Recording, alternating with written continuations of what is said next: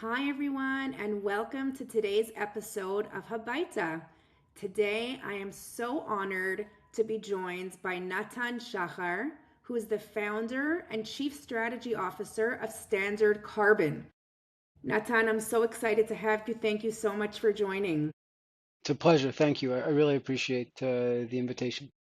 My pleasure. So, Natan, why don't we first start off by just sharing with our listeners a little bit about, I hear an American accent, so would love to understand Yes, your Aliyah story to start off with. certainly. So, I mean, depends how far back you want to go, but I've been in Israel now 9.5 years. Okay. So I moved here from Brooklyn 9.5 years ago with my family, children, the whole thing. First, we were in Moray in Shomron, which is right near Shechem, Kever Yosef, if you know the area.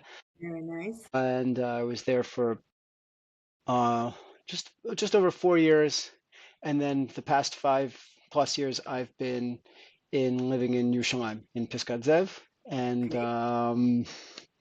the business is based in Ariel, which is sort of Ooh, the very close largest to city me. in Shomron, and that's has to do with the fact that I was in Elam Marais and all sorts of things. So Well, I don't know if you know that I live in the Shomron as well, and this podcast is coming from Karnei Shomron. So okay, I know Ariel well. My son is in university there, so wonderful. So tell me a little bit about how you actually came up with this concept, and then we can go into, how it works. Because I was actually using ChatGPT to like dumb it down for me to understand it, and it's fascinating. But yes, I'd love for you kind of just to start about, how you came up with this idea, and then, explain to our listeners exactly how it works.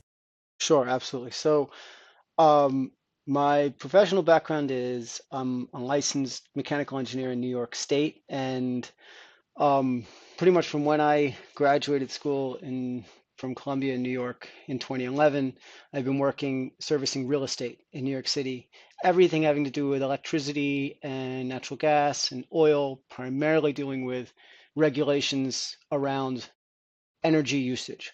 So Mm, um, in 2019, and I was working for other companies while I was in New York, and then when I made Aliyah, I started basically freelancing and started my own consulting firm because it was just easier to work on my own than try to work for a U.S. company as a W-2 while in Israel. Um, yes. so, which was scary, but turned out to be actually a real blessing. Okay. Um, they In 2019, New York City passed the most aggressive energy climate regulation law on the planet of anywhere in the world, Really? which was basically putting a higher price on greenhouse gas carbon dioxide emissions for buildings in New York City than any other regulatory regime anywhere for anything. So it's more than 3 times the price that the European Union imposes on its member states for carbon dioxide emissions.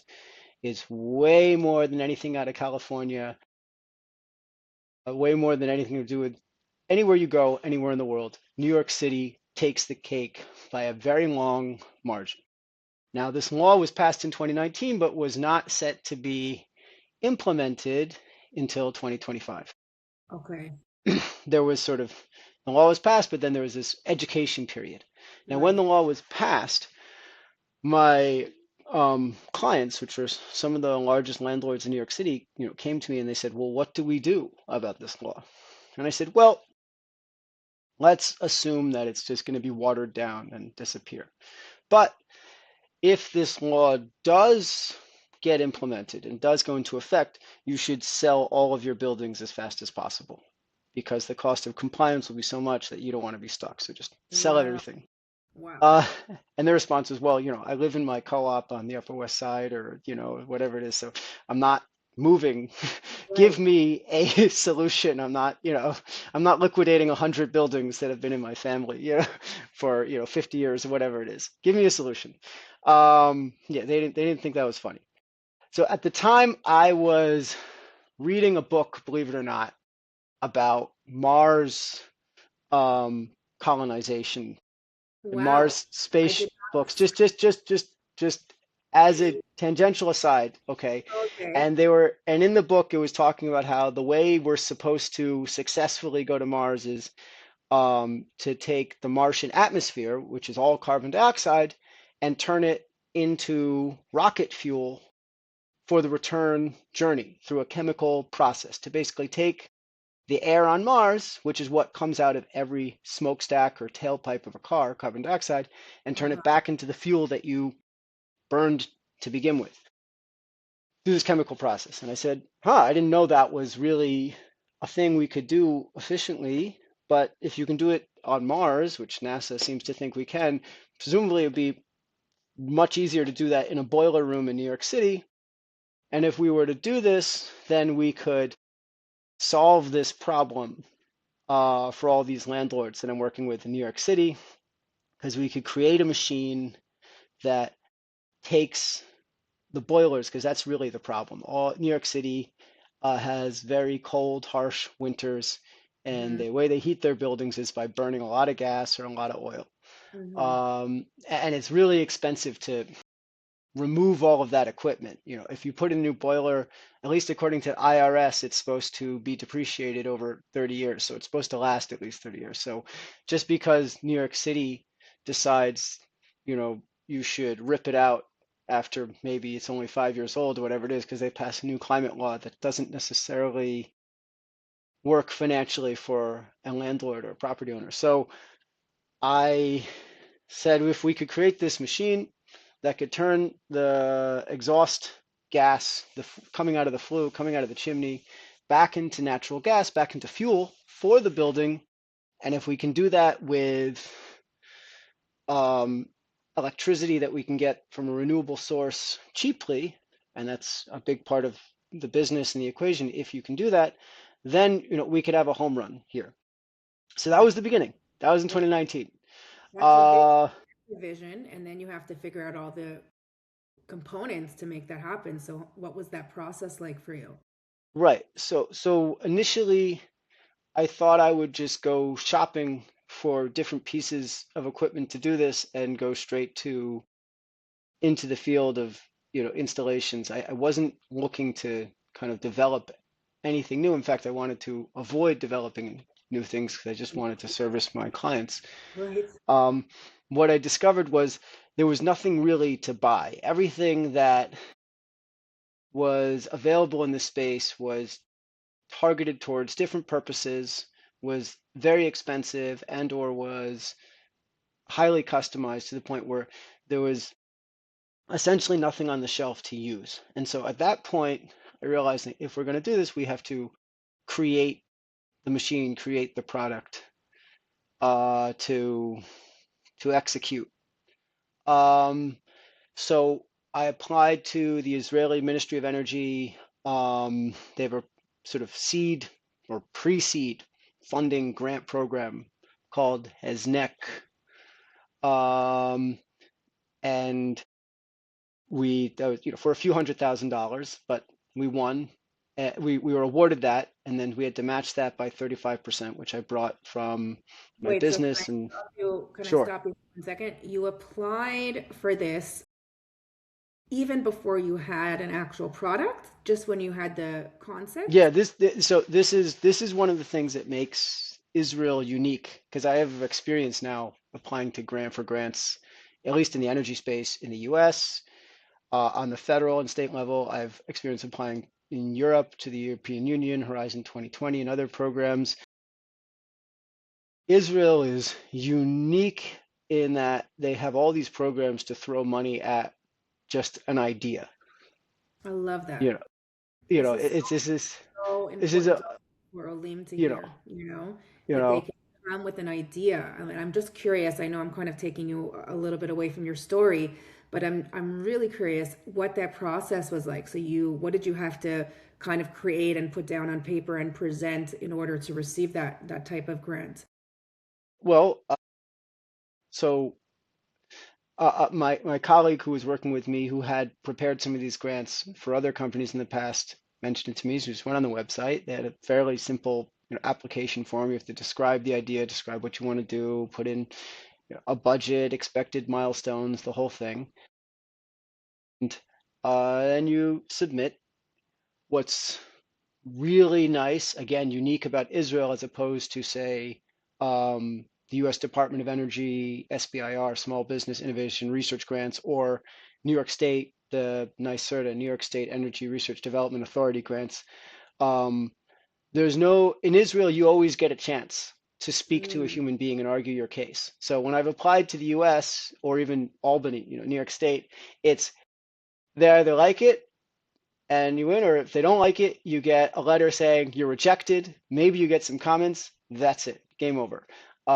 There in Israel, you get a invitation to present in person. So I went in person to the Israeli Ministry of Energy, okay. um, and actually it was pretty interesting. So I was presenting everything, and at one point in the presentation, the panel says to me, okay, very interesting, but who are you? Now, I had only been in Israel for 3 years, so I did not even 2.5 years. So I had no idea that that was kind of an insult that comes from Israeli sort of army culture of like, Yes. fine, even if I like what you're saying, you're not one of us. You don't fit the mold. So why should we give you The money, money. Yeah. period? Even Yeah. if what you're saying is ostensibly, acceptable. Uh, because I'd answered all their technical or economic questions. They hadn't, nothing had stumped. So fortunately, one of my partner at the time was a professor at our university who Okay. was as, born in Israel, as Israeli as they come, Israeli Navy officer, then professor in Israeli academia, the whole thing. So he immediately jumped in. He said, oh, well, he's with me. So, and that was enough. That was That enough. was literally Very the interesting.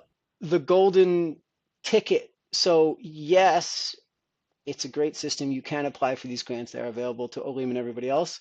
But my experience has been that um, there absolutely is an insider culture here, Hmm. and it's a challenge to be overcome. I was lucky enough that we were able to do it, but I don't know if I had been by myself, if that it would have had the same positive result.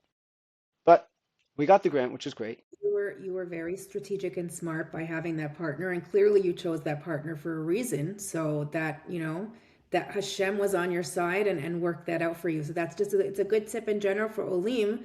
You can have an amazing idea.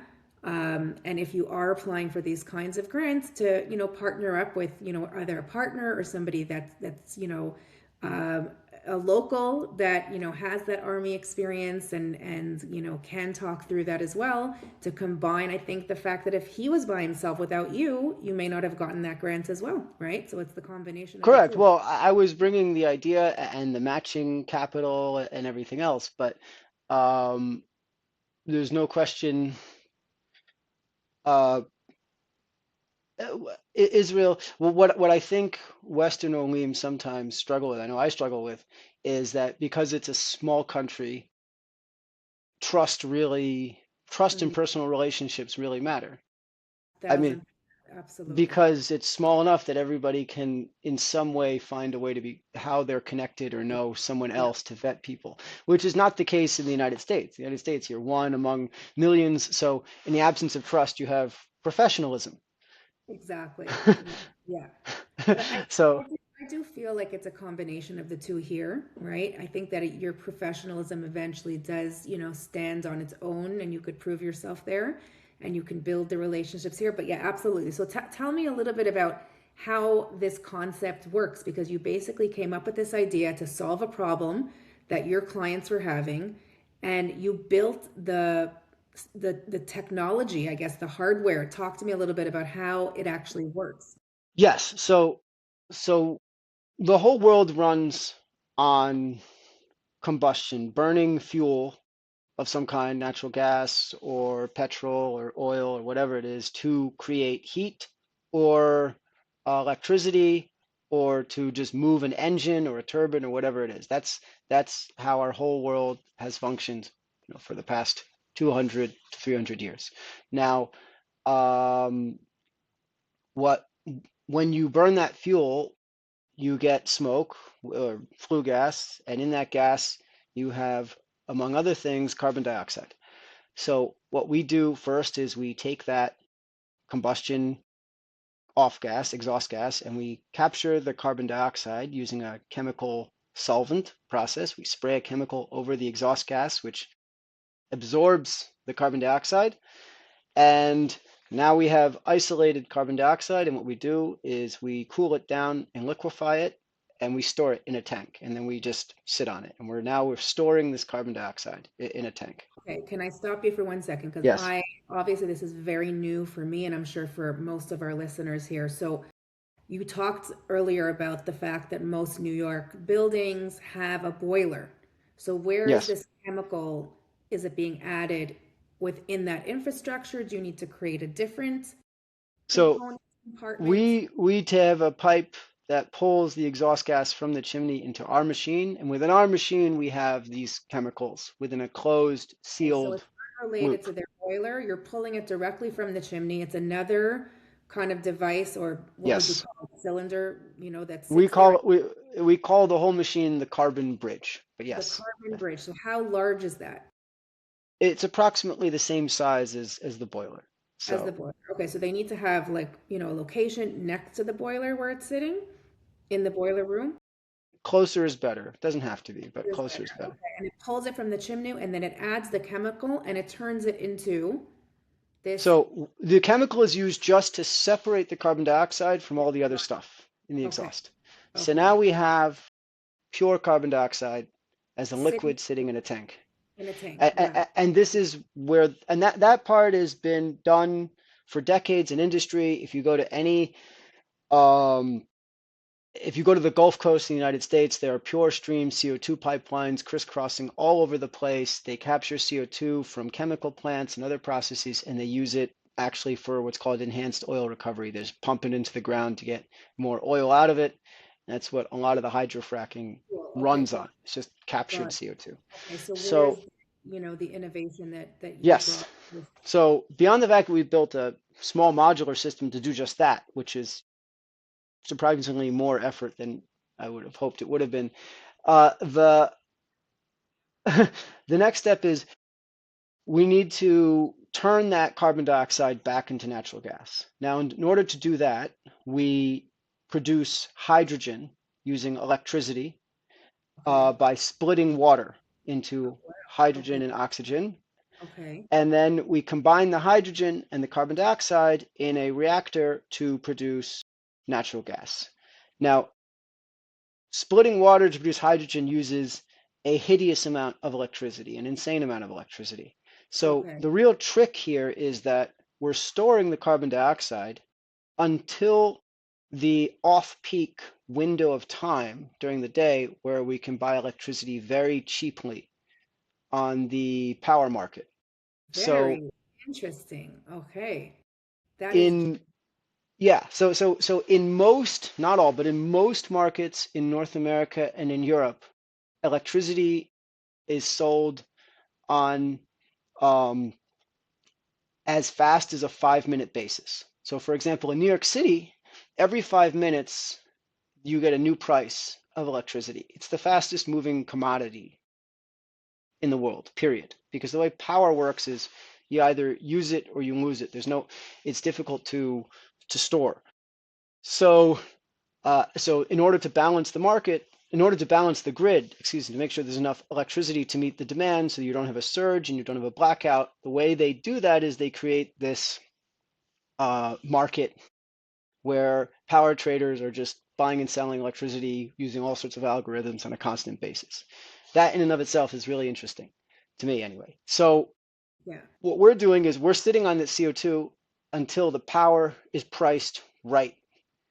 So, Uh, sorry, how do you know that? Meaning, how do you get that information in terms of the price? it's publicly available. So It there's is? there's an operator for Okay. every grid has its own operator. So New York State is its own operator.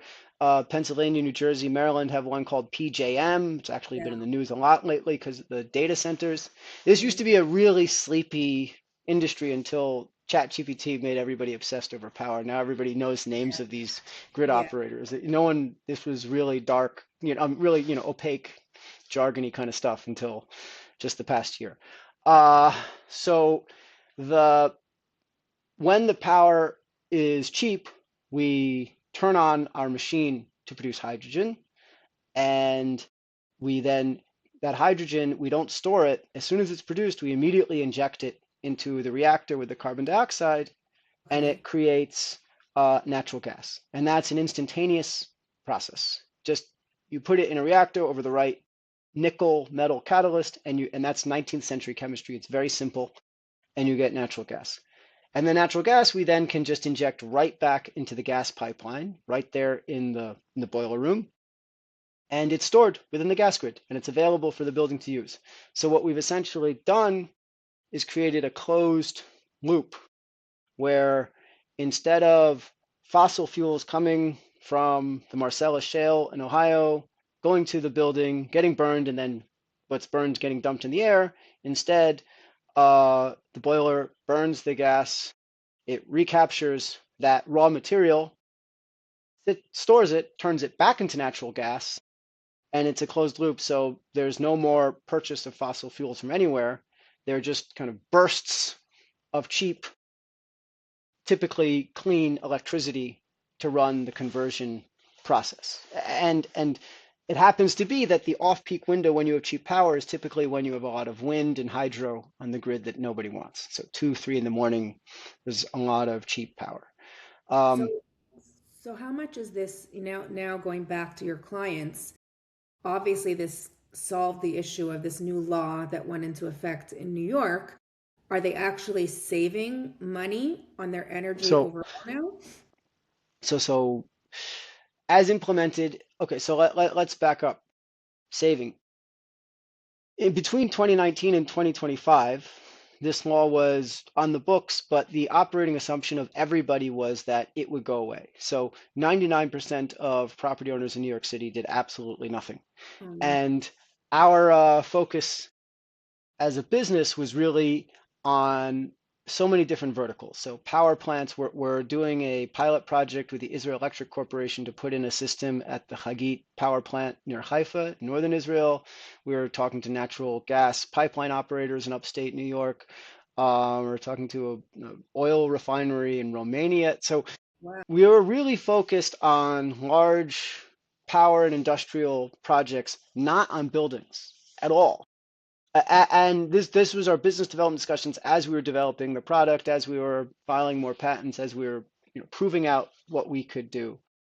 Then what happened was 2024 rolled around, 2025 rolled around, excuse me, and the law, not only was it still on the books, but we had a campaign for mayor in New York City where all of the candidates said they were fully behind Local Law 97, and it turns out that the one who won actually was the most stridently zealous about keeping this law, the new mayor Mamdani. So as a result, we went back to just marketing what we're doing in New York, and we had immediately positive reception because we were able to sign up a lot of buildings, save them from having to pay penalties Yeah. simply as a result of the way the law works is that if you commit to taking action, then they defer your penalties. So there are a lot of buildings that literally just by signing a piece of paper with us saying that we're going to start Fine. buying this machine from these guys, then they'll say, okay, we'll give you a few years grace period while they handle the actual installation. And that's been the case for dozens of properties that we have signed up, and we're actively selling in New York on a constant basis.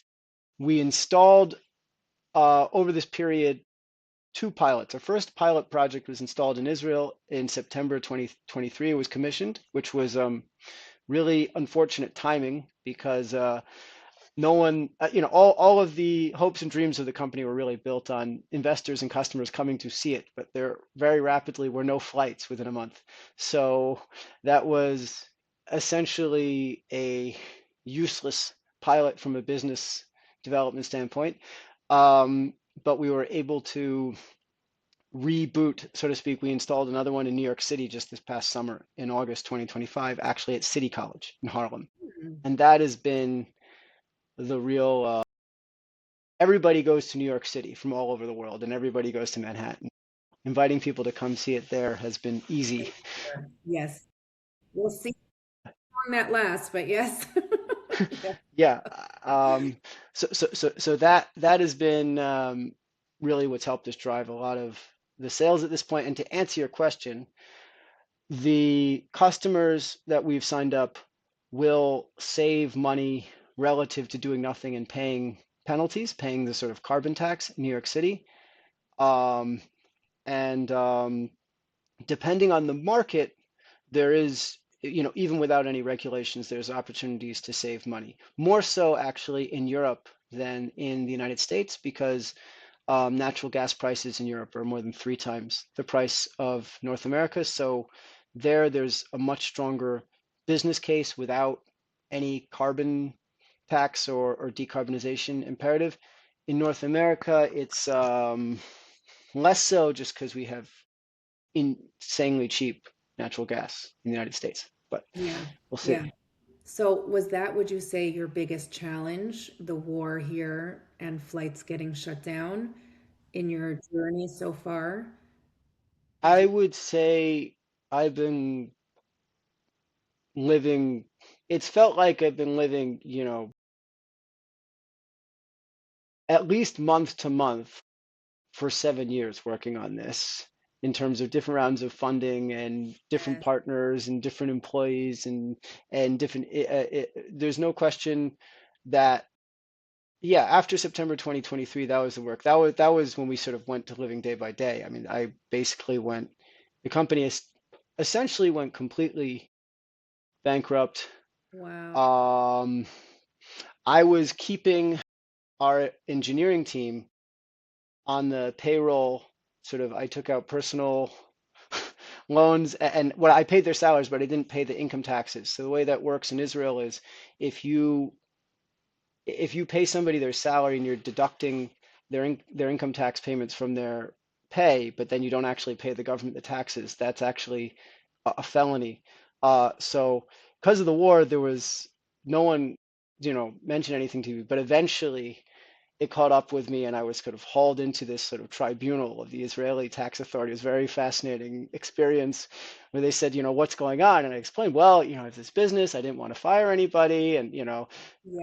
half of the guys were actually on reserve duty Yes. and, we're raising money and it's going to be okay. Can you give me a payment plan? And they did. But they said, you better pay, which we were able to in the end. So all's well that ends well. But yes, that What? was the war. The Habyata. war was truly catastrophic for the business, but somehow we Somehow got you through it. miraculously made it through. And I think what you're doing is so phenomenal. And first of all, it came from a pain of, oh my gosh, we don't want to sell our buildings, give us a solution, which I love when there's such a pain. And then you kind of are forced into creating a solution for that. But that it can help so many countries, so many, different both building owners as well as, directly, the different plants that you're working with as well. So it's really incredible. And I just kind of envision this really, I mean, I just have a good feeling that it's going to really take off. Do you have like competitors in this space as well that have come up with a similar solution? So, so I was just actually last week in Brussels at the sort of international coalition of companies doing this type of technology, producing uh, natural gas from carbon dioxide, and we're a small fish among sort of Shell, Total Right, Energies, right. Mitsubishi Heavy Industries, all these enormous European and Japanese energy companies. We are the only ones with a product, an end-to-end product that can go from raw exhaust to natural gas that we've deployed multiple times and works. There are other folks that are circling, are very interested in doing larger projects and are interested in the space. But we do have our niche, and look, I mean, I'm obviously I'm quite biased, but I see that we can, do so many things here, not just decarbonization, but also energy security. The reason why the Israel Electric Corporation is interested is because from their perspective, um, they can turn solar panels in the Negev desert or, solar electricity from Jordan into natural gas to run their power plants. Right. And then if the Leviathan offshore platform gets, blown up or whatever, they can still produce gas in Israel without having to import it from anywhere. So there's a huge energy security value to what we can do on top of decarbonization. Of course, the whole Trump effect has been great marketing as well. In New York City, what I tell people is I say, why are you, every time you use gas from Ohio, Donald Trump gets a nickel. You don't want that. And they say, no. I say, produce your gas in New York City for New York City. And, everybody's very, fired up about that. And you can say the same thing in Europe or Yeah. anywhere else that actually doesn't have their own source of fossil fuels and they like it. So, one step at a time, but it's the energy industry and things move slow. It's not like Slowly, software. yes. No, but I feel like you're making such incredible headway and progress already. And, I was just, so excited to meet you and to learn a little bit more about what you've built. And I love that you kind of came up with the concept, got funding before it was even developed it here. You're working with Israel and you're working with America. It's just such a great story. And obviously, just your honesty and openness about the challenges of dealing with building a company and living month to month and then living day to day. I mean, that is the reality of running companies, especially here in Israel during the war. So, Natan, thank you so much for joining Habyata. I really appreciate it. And I'm hoping that all our listeners who are interested in learning more will go directly to your website, which I'll post with this podcast. And wonderful to meet you. Thank you. I really appreciate it. It's a pleasure to meet you.